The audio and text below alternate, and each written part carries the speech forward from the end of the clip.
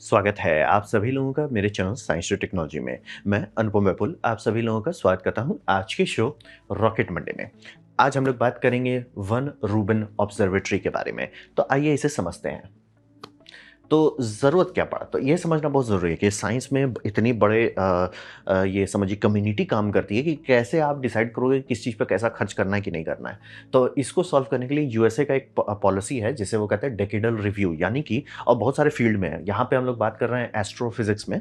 तो बेसिकली ये होता है कि हर 10 साल में लोग साथ में आते हैं, बेस्ट ऑफ द मतलब कि इनको कमेटी बनती है, सिलेक्शन होता है और ये लोग डिसाइड करते हैं कि आने वाले 10 साल में कहाँ पे फोकस करना है।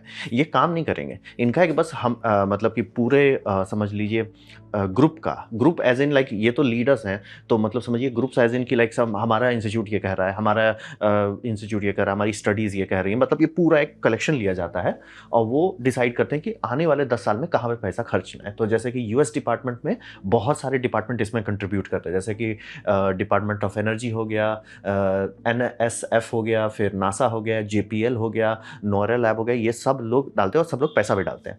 फिर आता है इंटरनेशनल प्लेयर में, जब डिसाइड हो जाता है कि कुछ बनाना है, उसमें फिर इंटरनेशनल लोगों के लिए खोला जाता है कि आप लोग इसमें सपोर्ट करना चाहते हैं तो उसमें करते हैं। तो जैसे इसमें ईसा सपोर्ट किया है, इंडिया का department of science and technology किया है, ऑस्ट्रेलिया किया है, कनाडा किया है, ब्राज़ील भी किया है, ऐसे लोग करते हैं। और यही समझिए जो सर्वे में डिसाइड किया गया कि ये बनाना है, वो 2010 में डेकेडल सर्विस में किया गया था, जिसका नाम था ये आपका न्यू वर्ल्ड न्यू होराइजन्स करके एस्ट्रोनॉमी और एस्ट्रोफिजिक्स के लिए रिसर्च किया गया। ये अक्टूबर 2010 का है।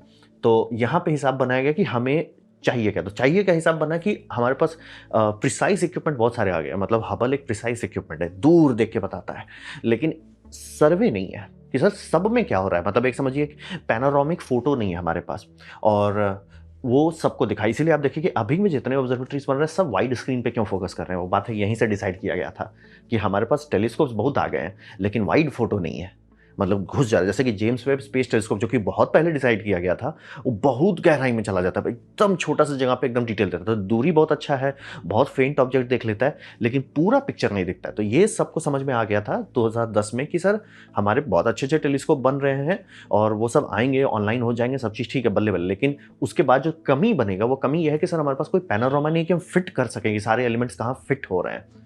तो उसी को सॉल्व करने के लिए ये बनाया गया। तो उनका सजेशन था लार्ज सिनॉप्टिक सर्वे टेलीस्कोप, यानी कि LSST। तो हिसाब है कि पूरा पैनोरामा आप स्काई का ही ले लो। तो कॉन्टेक्स्ट पे और टारगेट बजट के आसपास ही दिया गया था, अराउंड $800 मिलियन। और ये कंप्लीट हो गया, 20 हार्डवेयर कंप्लीट हो गया है, मतलब कि स्टार्ट कर दिए हैं, फर्स्ट लाइट हो चुका है, बस अब इसको वार्म अप किया जा रहा है रेडी करने के लिए। और ये थोड़ा शॉकिंग बात था कि इतना बड़ा प्रोजेक्ट ये ऑलमोस्ट सही टाइम पे हुआ और ऑलमोस्ट सही बजट में हुआ, ऑलमोस्ट। लेकिन हाँ, मतलब इसको कंपेयर में देखिएगा, अगर James Webb space telescope $10 billion over budget गया था, तो ये तो मतलब ऐसा होना नहीं चाहिए। तो अनर्थ हो गया कि भैया आपने सही टाइम पे सही बजट पे डिलीवरी दे दिया। ये तो बोल रहे हैं, मतलब ये सबसे शॉकिंग बात है इतना बड़ा प्रोजेक्ट में कि सर आप बड़ा प्रोजेक्ट दे रहे, इतने देश काम कर रहे हो और सब चीज़ हो गया, स्मूथली हो गया sir, take it and go. तो अब बात करते हैं एक्सपेक्टेशन क्या था।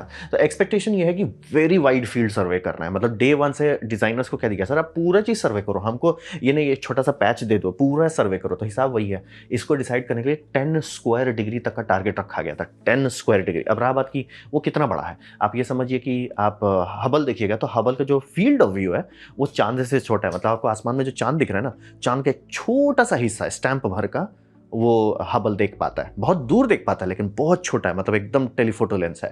तो इनको है कि नहीं सर हमको उससे काम नहीं चलेगा, हमको पूरा वाइड फील्ड चाहिए। तो इनका जो फील्ड ऑफ व्यू है इसमें मतलब आप समझ लीजिए कि 50 अर्थ, ये 50 अर्थ बोल रहा हूँ, 50 मून अट जाए, मतलब इतना बड़ा फील्ड ऑफ व्यू है।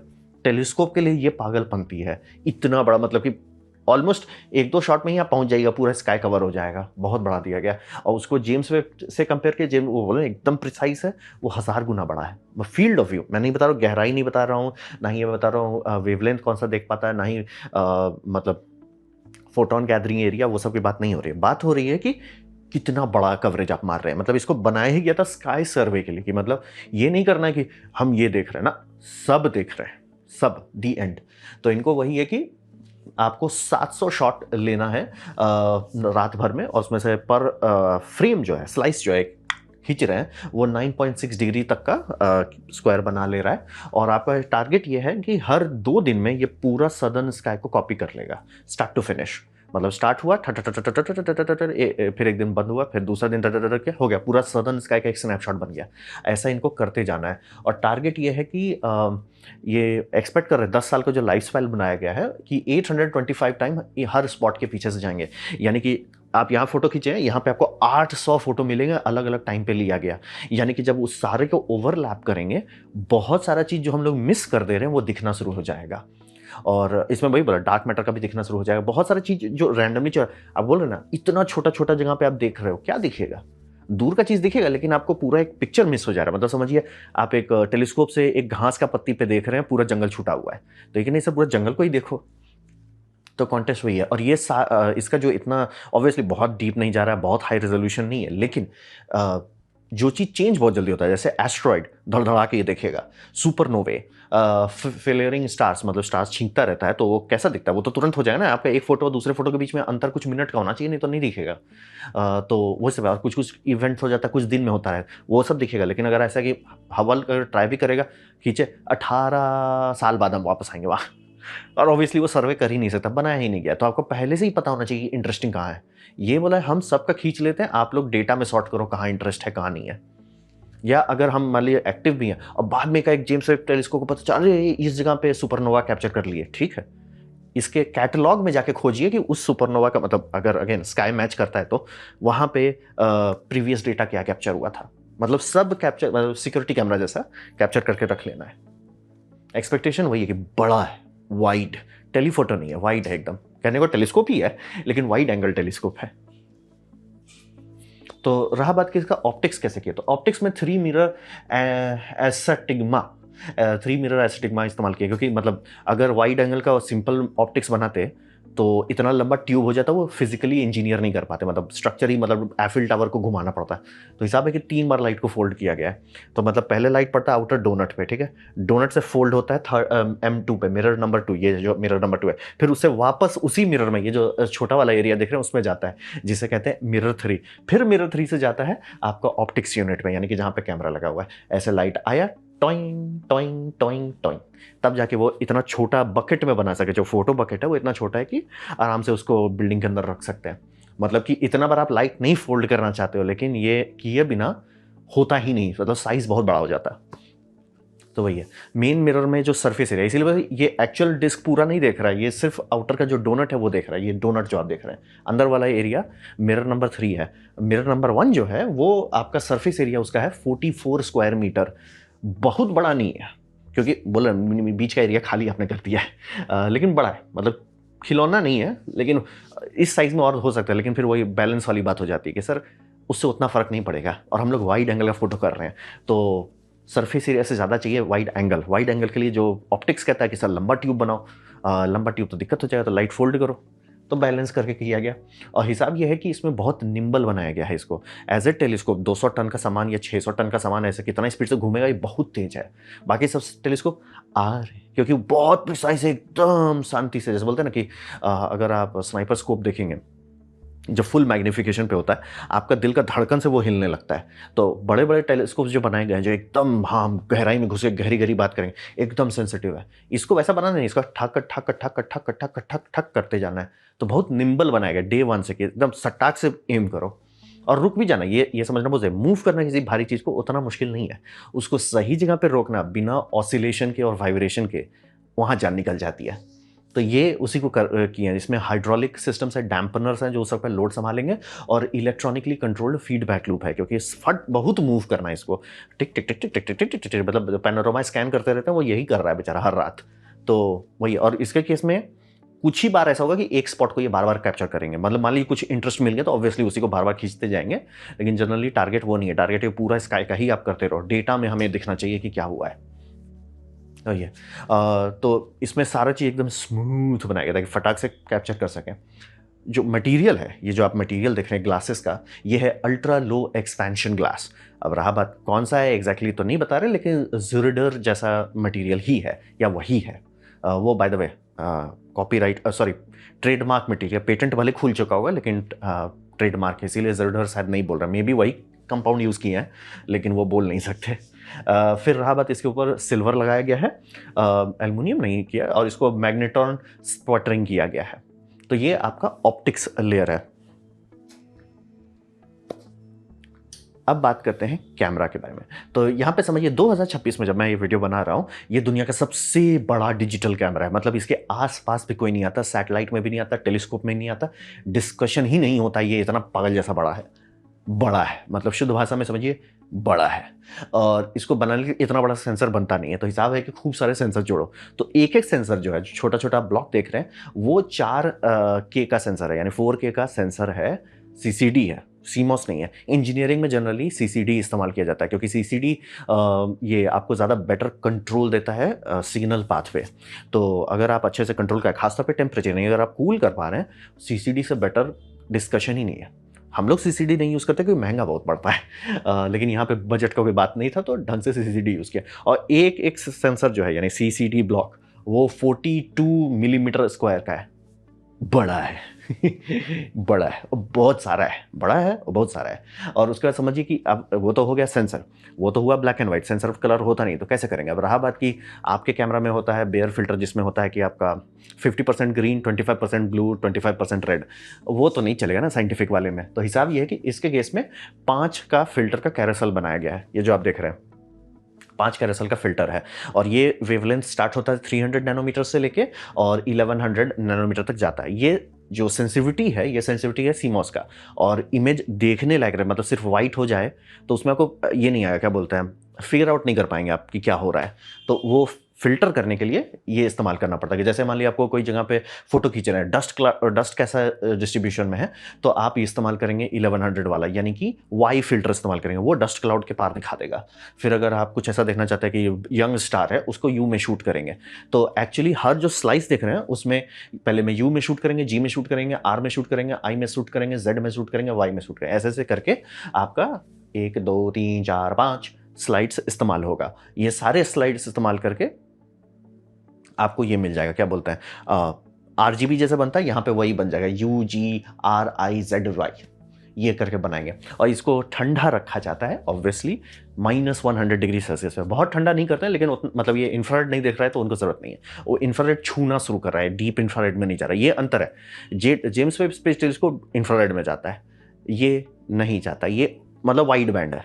और इस तरह के कैमरा सेटअप को कहा जाता है मल्टी स्पेक्ट्रल कैमरा। ये हाइपर स्पेक्ट्रल नहीं है, मल्टी स्पेक्ट्रल है। और इसका एक फोटो को रफली 3.2 गीगा पिक्सल है, मेगा नहीं गीगा पिक्सल है, पागल जैसा बड़ा है। और इसका एक्सपेक्टेड डेटा रेट है 10, जिस रात को कुछ खास नहीं हो रहा है, और जब कुछ खास हो रहा है तो 20 टेराबाइट पर रात ये बनाते जाएगा, पर रात दा करके ये नेटफ्लिक्स से ज़्यादा डेटा बनाता है। तो बहुत भरपुष्ट बात होगा। और रहा बात की फोटो खींचे में, भाई चूंकि आप अलग अलग वेवलेंथ लेंगे, उसका अलग अलग होता रहता है, क्या बोलते हैं, फोकल अलग होता है। तो ये जो है उसमें एक्चुअल एक्चुएशन होता है, थोड़ा थोड़ा, बहुत नहीं, थोड़ा थोड़ा होता है। तो फिल्टर बदलेंगे तो एक्चुएशन होता है, तो उनको शटर को खोलना बंद पड़ता है। मतलब कि प्रोग्रामिंग करने टाइम इलेक्ट्रॉनिकली शटर से हो सकता था, लेकिन उनका था कि फिजिकल रोलिंग शटर ज़्यादा बेटर कंट्रोल देता है, इसलिए एक रोलिंग शटर है, फिजिकली रोल कर रहा है। सीसीडी आपका ये होता है, ग्लोबल शटर होता है, और ये पूरा फ्रेम ऑब्वियसली ग्लोबल शटर में ही चल रहा है, लेकिन रोलिंग शटर है कि बस उसको बंद करने के लिए, बंद करो, फिल्टर बदलो, फिर खोलो, वो सब के लिए। तो ये रहा इनका कैमरा वाला साइड। अब बात करते हैं रिजल्ट क्या आया। तो ये समझिए कि जिस दिन इसे चालू किया गया, मतलब रात भर में 11,000 के आसपास एस्ट्रॉइड खोद निकाला, मतलब कुछ ही दिन में बहुत ज़्यादा खोदा रहा है। और बाय द वे ये आराम से अभी भी हो सकता है कि जो डेटा निकला है उसी में और छिपा हुआ भी है, क्योंकि बोल रहे हैं पूरा स्काई सर्वे कर रहा है ये। और ये अभी साइंस ऑपरेशन में रैंप अप फेज में, यानी कि एक एक करके सारे प्रोसीजर्स सॉर्ट किए जा रहे हैं कि हम ऐसे करेंगे, यहाँ पे करेंगे, बहुत सारा चीज़ वार्म अप किया जाता है, मतलब पूरा पाइपलाइन बनाते हैं, क्योंकि इसको बहुत सारे ऑटोमेटेड सिस्टम से डील कराना है। क्योंकि अब एस्ट्रोनॉमर्स अगर काम कर रहे हैं तो ऐसा नहीं कि वहाँ पर जाके काम करेंगे, वो लिटरली आराम से कहीं रिमोट पर बैठे रहेंगे, तो वो सबका पूरा पाइपलाइन बनाया जाता है, कैलिब्रेशन होता है, वेरिफिकेशन होता है, वो सारा चीज़ अब हो रहा है। हार्डवेयर बन चुका है, मतलब ये बन चुका है, टेलीस्कोप खुल चुका है, वो काम करना शुरू कर दिया है। अब बस उसके पीछे का बैक एंड जो है वो कर रहे हैं। और बाय द वे इसके लिए इतना डेटा चाहिए था, 100 Gbps का एक अलग से फाइबर बिछाया गया अंडर सी, सिर्फ इसको संभालने के लिए। ये समझना बहुत, डेटा इसका बहुत ही ज़्यादा है, थोड़ा ज़्यादा नहीं, बहुत ही ज़्यादा है। और कितना ज़्यादा डेटा का बात कर रही है, समझिए मल्टीपल जनरेशंस ऑफ एस्ट्रोनॉमर लगेंगे। मान लीजिए 10 साल बाद इसको बंद भी कर दिया जाता है ना, उसके बाद भी कई जनरेशंस लग जाएंगे एस्ट्रोनॉमर्स को कि हाँ, इसका सारा डेटा हमने स्कैन कर लिया कि उसमें है क्या। बहुत बड़ा मतलब मोटा बुक बना रहा है। और यहाँ पे मेन इंटरेस्टिंग बात है कि टेम्पोरल रेजोल्यूशन की बात है, प्रिसीजन के पीछे नहीं जा रहे हैं और ना ही ये भाग रहे कि सर हम एकदम सबसे फेंटेस्ट स्टार देख पाएंगे ना, वो सब ट्राई भी नहीं करना है। इनको ट्राई करना है टेम्पोरल रेजोल्यूशन। सर मैंने आज फोटो खींचा है, सर 2 दिन बाद मैं फिर से खींचूंगा। ये बड़े टेलीस्कोप और पूरा आसमान के साथ करना, ये बहुत रेयर है। बोल रहे 800-900 स्लाइस आपको ढंग के टेलीस्कोप का नहीं मिलने वाला है, कहीं नहीं मिलने वाला है कि एक ही जगह को 800 बार किया और ये वो ऐसा सालाना कर सकता है या जिंदगी भर में करेगा। और जहाँ कुछ आ गया इंटरेस्टिंग आ गया, जैसे मान लीजिए कोई टेलीस्कोप देता कि यार यहाँ सुपरनोवा है, धड़ाधड़ खींचते जाओ, वो उस मामले में इससे कोई कंपटीशन। और रहा बात, मान लीजिए अपने सुपरनोवा देख लिया, जो हो गया है, राइट, वो बूम हो गया, आपके पास लाइट आ गई, आपका टेलीस्कोप सही जगह पे देख रहा था, देख लिया, ठीक है। लेकिन उससे पहले क्या हुआ था, अगर मान लीजिए इसके हेमिस्फीयर में आता है, सदर्न हेमिस्फीयर में, वो देख लेगा सर हमारा कैटलॉग में जाइए, कैटलॉग में डेटा दिखना शुरू हो जाएगा कि होने से पहले क्या हुआ, कैसा फ्लेयर अप हुआ। क्योंकि सुपरनोवा होने से पहले बहुत गंदा ये होता है, इजेक्शंस होता है, इजेक्शन इवेंट होता है, वो ब्राइटनेस बढ़ा देता है। क्या वो कैसे होता है, मतलब हमें मैथमेटिकली पता है, 1-2 तो कैप्चर भी किया, लेकिन इसमें अगर कोई दिखाया तुरंत पकड़ा जाएगा, बोले सिक्योरिटी कैमरा है। तो ये समझना बहुत ज़रूरी है। इसका स्पीड, इस पर पूरा फोकस ना तो रेजोल्यूशन पे है, ना तो लो लाइट सेंसिटिविटी पे, सारा एक चीज़ पे है, बड़ा रखो, हमारा बड़ा है, हम पूरा स्काई ही सर्विस करते रहे। वही बोल रहे ठक ठक ठक ठक करके चलते जाना है, हर 2 दिन में करना है, सोच लीजिए। तो ये था मेरा प्रेजेंटेशन वन रूबन ऑब्जर्वेटरी के बारे में। उम्मीद करता हूँ आपको अच्छा लगा, कुछ सीखने में, कुछ समझ में आया। अगर ऐसा है, लाइक कर दे, दूसरा शेयर कर दो, उससे मेरा काफ़ी भला होगा। नहीं अच्छा लगा, नहीं पसंद आया, कोई बात नहीं, आप डिसलाइक दबा सकते हैं। मैं कहूँगा डिसलाइक 2 बार दबाएं, उससे मुझे पता चलो कितना ना पसंद हुआ है। मैं आपसे कमेंट लेके मैं हर कमेंट को पढ़ने की कोशिश करता हूँ। आपसे सब्सक्राइब कीजिए, बेल दबाइए, फ्री है तो आपने वीडियो देखा, जानकर बहुत खुशी हुई। धन्यवाद।